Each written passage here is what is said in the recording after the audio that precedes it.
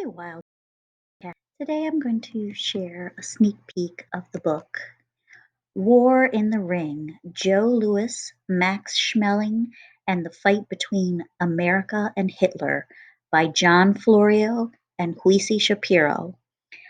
As you've guessed, this is a nonfiction. It's historical.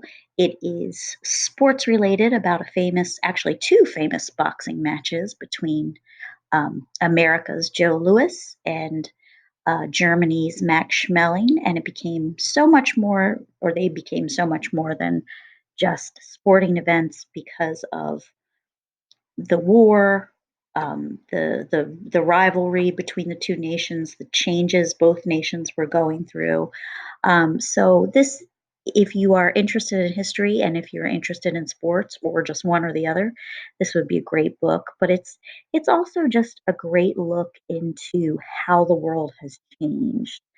So I'm going to read the prologue and a little bit of chapter one about Joe Louis and Max Schmeling and these famous boxing matches.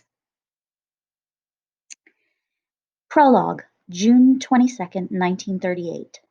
America's got the jitters. It's all over the news that German Chancellor Adolf Hitler's army has taken Austria without a fight and is threatening to conquer other countries in Eastern Europe. Hitler is spreading his hatred of Jews. His Nazi party is taking prisoners and herding them to concentration camps. The headlines are scary. Hitler seizes control of Austria. Nazi threat adds to Jews' fears. Nazi persecution continues. The United States wants no part of Germany, the Nazis, or a global war. At 10 o'clock New York time, the eyes of the world turn to a boxing ring in Yankee Stadium. There, the heavyweight champion of the world, a 24-year-old Black American named Joe Louis, is about to defend his title against a 32-year-old white German, Max Schmeling. As the two fighters climb through the ropes, the overhead lights beaming down on them, men and women across the United States lean into their radios, hanging on the outcome.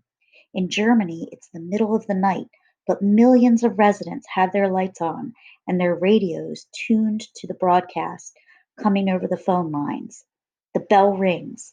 Lewis moves to the center of the ring, his gloves raised. Schmeling does the same.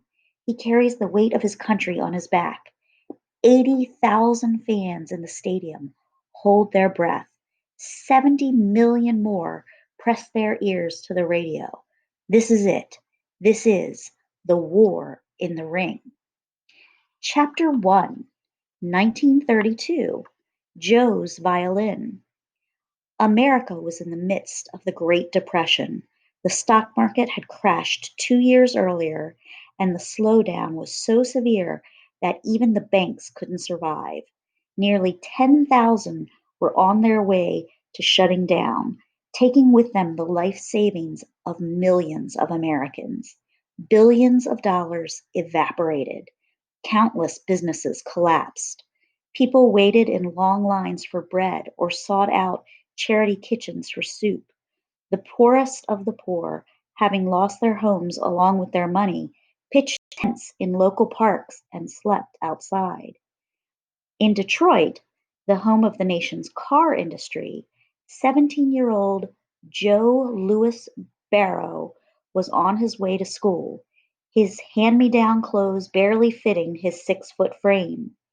Like virtually every kid in the neighborhood, Joe had nothing in his pockets.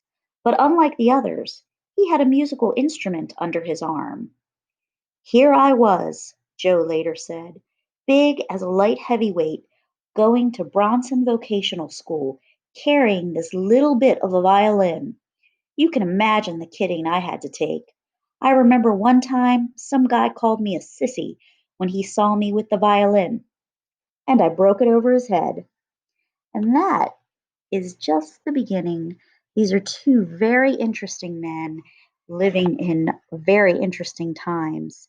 Um, but the best part of this story, and I'm not really giving anything away, is years later, they developed a friendship.